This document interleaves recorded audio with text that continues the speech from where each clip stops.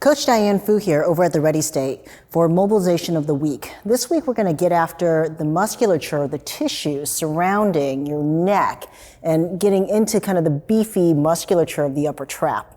Now the inspiration here is understanding that, a lot of us are spending a lot more time on Zoom at home in our laptops.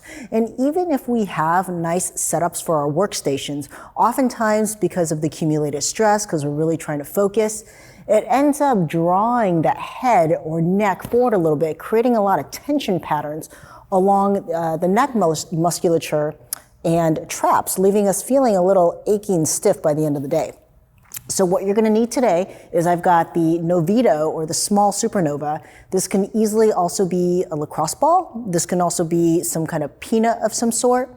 And really what we're trying to do is we're trying to take one of the surfaces here, and we're basically going to start tackling kind of some of the tissues around kind of the neck region, right?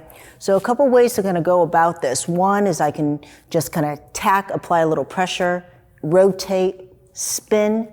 I can hold it in place, shift it slightly, and then just kind of look up and away. And what that also does is put a little bit of gentle input or non-threatening input in, peel that skin to the side, look up and away. I do like this method a little bit more. I feel like I can get a little bit more appropriate pressure. Obviously, we're not trying to create so much that you injure the tissue, right? So you just be easy on yourself. So 3 to 5 minutes there, one side, or 2 to 3 minutes there, let's say. And now we can go ahead and get into the traps, right? So from here, you're gonna need some kind of wall to be able to just hold and support the ball in place. And what I can do is I can use the pressure of my body just to kind of anchor myself in there. And from here, we just take a couple deep breaths, right?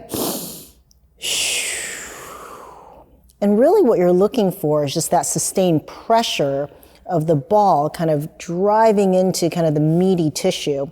And the tissue here in the traps ends up being a little bit stiff. So really what it needs is a lot of time holding in place. Now, after my body kind of allows, I can go ahead and add in a little movement in there as well. I can kind of shrug in and out, right? I can contract, release.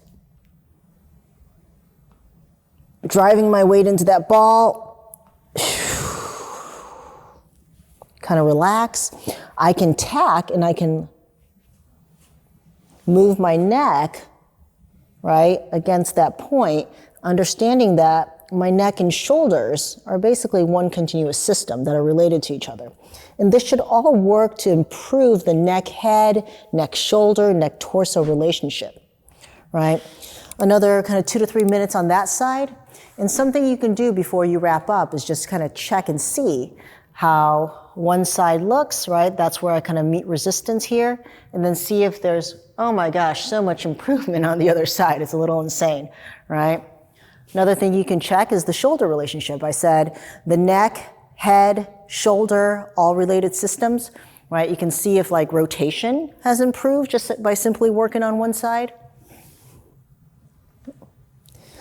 Spending about, call it 4, 5 to 8 minutes in these two areas, 2 to 3 per position per side.